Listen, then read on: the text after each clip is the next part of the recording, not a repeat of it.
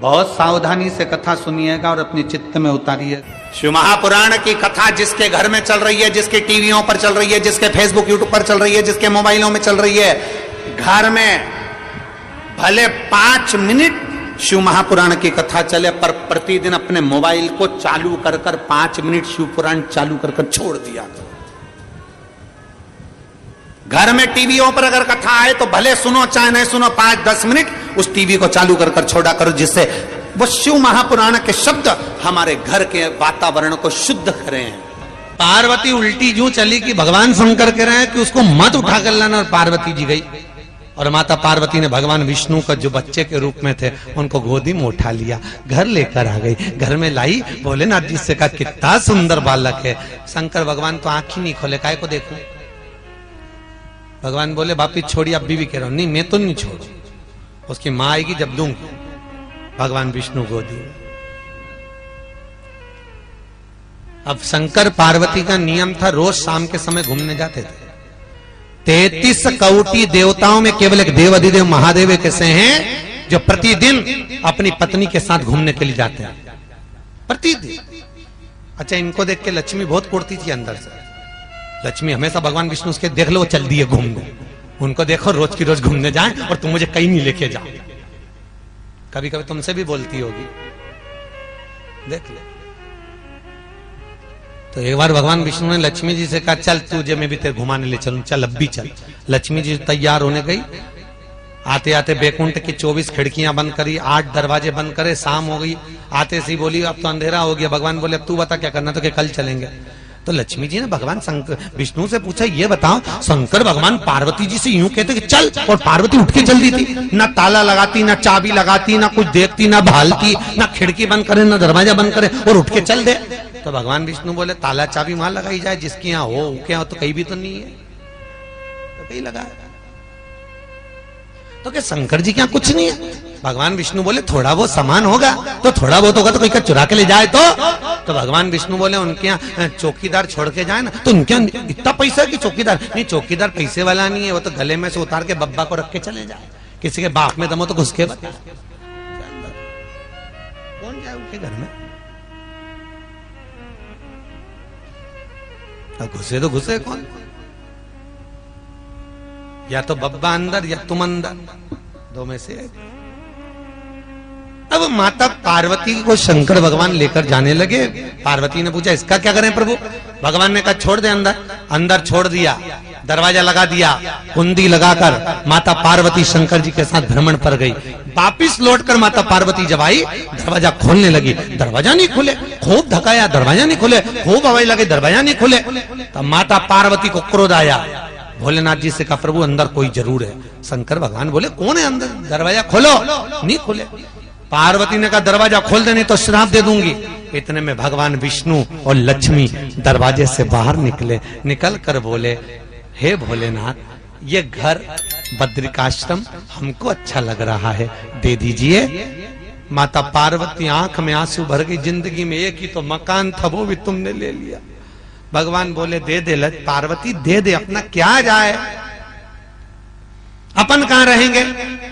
भगवान ने कहा कहीं नहीं, केदारनाथ पे रहेंगे, बद्रीनाथ इनको दे दे, दे दे।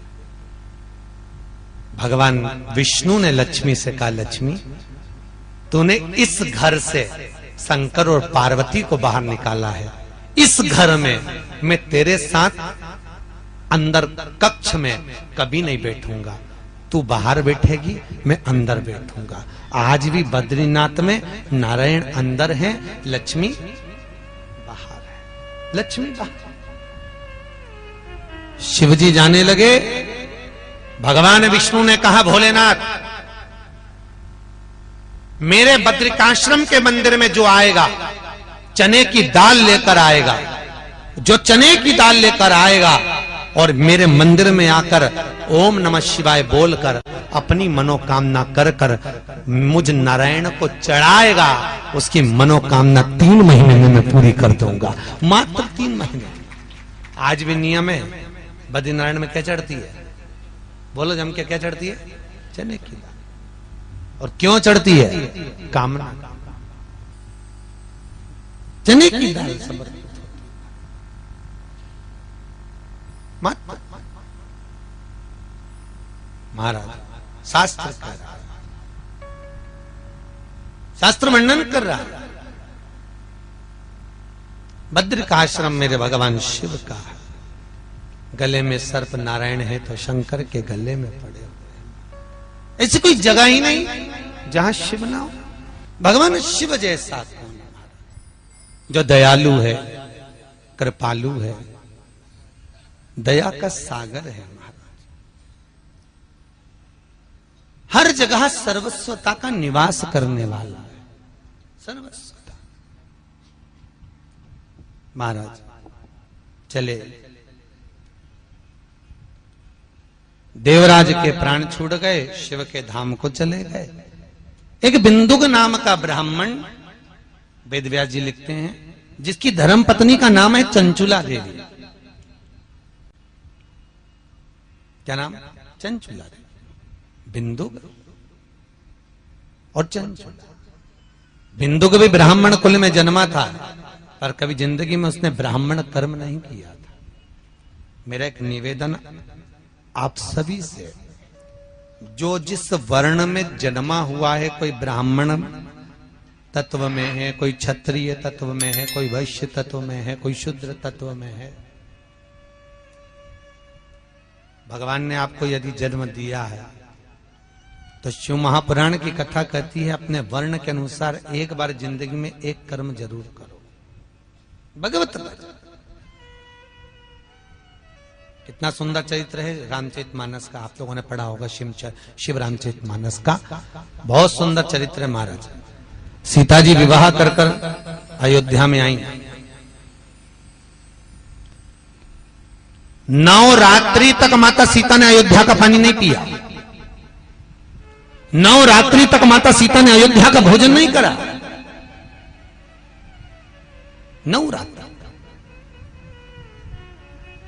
और जब माता सीता ने अयोध्या का भोजन नहीं करा, पानी नहीं पिया, तब माता कौशल्या ने पूछा, बहुरानी तो अयोध्या का पानी क्यों नहीं पीती, तो भोजन क्यों नहीं करती? सीता जी कहती है, मां मेरा मन नहीं करता। सुमित्रा जी ने आकर पूछा, ए बहू तो अयोध्या का पानी क्यों नहीं पीती, भोजन क्यों नहीं करती? नहीं मां, बस वैसे। एक दिन केकई आ गई, केकई ने आकर पूछा, बहू तो अयोध्या का पानी क्यों नहीं पीती, भोजन क्यों नहीं करती? तब माता सीता ने कहा, मां मेरे पिता जनक जी कहते थे, जिस घर में भांजे की हत्या हुई हो, उस घर का ना तो पानी पिया जाता है, ना भोजन किया जाता है। बहू वाणी को विराम दे, कैसे शब्द बोल रही है तू? सीता जी बोलती हैं, मैं बिल्कुल सत्य कर रही हूं। वाणी को विराम दे बहू, ये संबोधन ठीक नहीं है।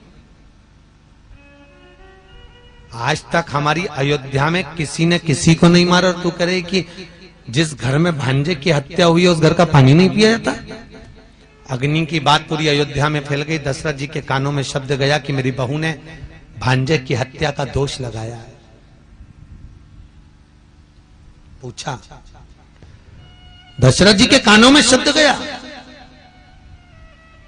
दशरथ जी को वो चरित्र याद आ गया कि मेरी बहू सीता झूठ नहीं बोल रही है।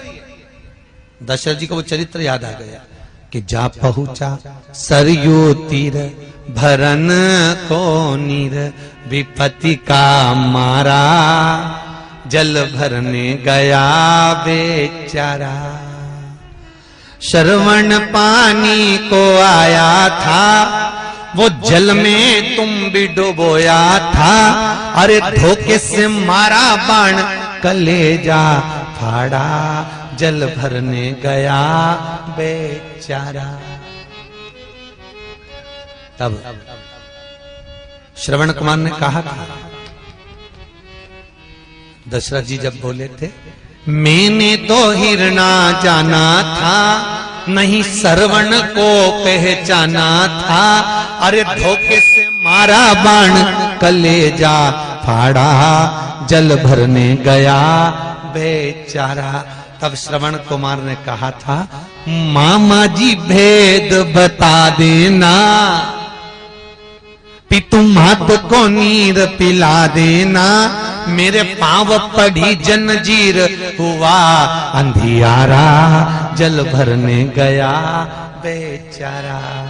जैसे श्रवण कुमार ने कहा मामा जी भेद बता देना, तो दशरथ जी ने पूछा क्यों रे, मैं तेरा मामा कैसे?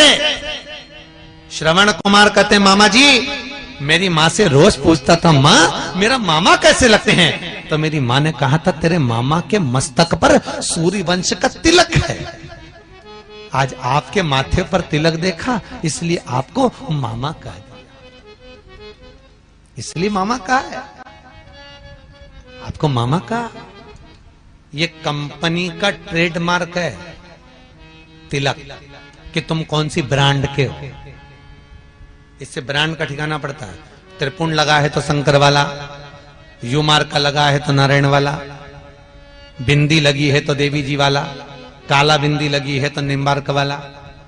पहचान में आता है कि कौन सी कंपनी का है। और होना चाहिए मस्तक पर तिलक, बहुत काम आता है साहब।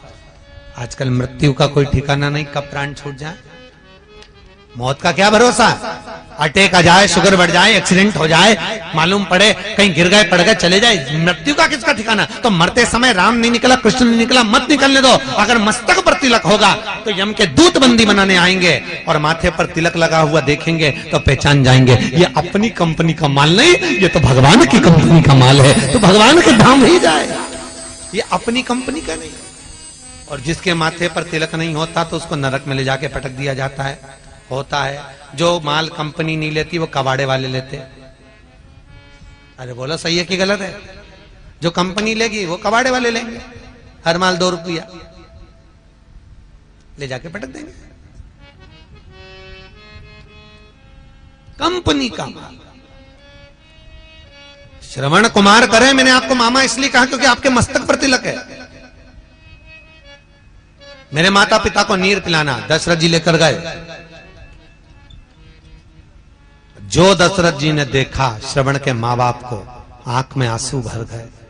ये श्रवण के माता पिता नहीं थे, दशरथ जी की एक ही बहन थी जिसका नाम सुहांगी था। क्या नाम था? सुहांगी, जो शांतिन मुनि के साथ बिहाई थी।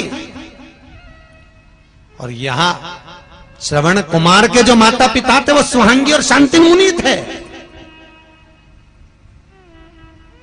दशरथ जी की आंख में आंसू भर गया, मेरे हाथ से मेरा भांजा मर गया। और मेरी बहू झूठ नहीं बोल रही, भांजे की हत्या दोष लग गया है। तो दशरथ जी ने पूछा सीता जी से हम क्या करें कि भांजे की हत्या का दोष मिट जाए और पानी पी ले, तू भोजन कर ले। गुरुजी से पूछा, गुरुजी ने कहा एक काम करो, भांजे की हत्या के दोष को मिटाना है तो 1000 ब्राह्मण को एक जगह पर बिठाकर भोजन करा, दक्षिणा देकर विदा कर दो, भांजे की हत्या का दोष मिट जाएगा। करा दे? सीता जी ने कहा मेरे पिताजी ने ये नहीं बताया। तो तुम्हारे पिताजी ने क्या बताया? कई कई बहुएं होती हैं जो मायके के मेथड से चलती हैं। सास उनको कितना ही बताए कि तिल्ली का लड्डू ऐसे बना, हलवा ऐसे बना, सास की नहीं सुने। जो माँ ने सिखा के भेजा है वो तो वैसी बनाई नहीं बना। तुम्हारे पिताजी ने क्या बताया? सीता जी बोली मेरे पिताजी ने बताया है 1000 ब्राह्मण को जिमाने की जरूरत नहीं है, केवल एक ब्राह्मण जिसने ना कभी किसी के घर खाया हो ना पानी पिया हो, उसको बुलाकर भोजन करा के दक्षिणा देके विदा कर दो, भांजे की हत्या का दोष मिट जाएगा। पूरी अयोध्या में देखा तो ऐसा ब्राह्मण नहीं मिला, पूरे नगर में ढूंढा कहीं नहीं मिला। तुम्हारे पानतलई में हो तो बताओ, जिसने ना कभी किसी के घर खाया हो ना पानी पिया हो, ऐसा ब्राह्मण जो ना कभी किसी के घर में जाकर मुंह झूठा करा हो, ऐसा ब्राह्मण जो ना किसी के घर में भोजन ग्रहण करा हो, ना एक गिलास पानी पिया हो, ऐसे ब्राह्मण को भोजन कराओ, दक्षिणा देकर विदा कर दो। पूरे देखा नहीं मिला, पत्र लिखा जनक जी के यहाँ, जनक जी ने पत्र लिखकर भेजा महाराज पूरी दुनिया में ऐसा बामन नहीं मिलेगा, केवल एक ही बामन है, उसका नाम लंका का राजा रावण है, जिसने ना कभी किसी के घर खाना खाया ना पानी पिया, क्योंकि इसकी प्रवृत्ति राक्षस की है। ऐसे राक्षस को लोग घर में बुलाते ही नहीं भोजन करने, तो उसको तुम बुलाओ। दशरथ जी ने पत्र लिखा, श्रीमान रावण जी महाराज आप एक समय भोजन के लिए हमारे यहां पधारे। कितने समय? जम के बोलो, एक समय। इसलिए आज भी शादी में लिखा जाता है सुहानी शाम से ढलती रात तक, इसके बाद माता न राक्षसों। तो रावण के समय से चालू हुआ ये, एक समय भोजन के लिए पधारो। कितना समय? एक समय। क्योंकि मालूम है राक्षस को 2 टाइम जिमाना भी भारी पड़ जाए। एक समय पत्र गया, वो पत्र मंदोदरी के हाथ लग गया। मंदोदरी कौन है रावण की? जम के बोलो। धर्म पत्नी, पत्नी नहीं। कौन है वो? धर्म पत्नी। पत्नी और धर्म पत्नी में जमीन और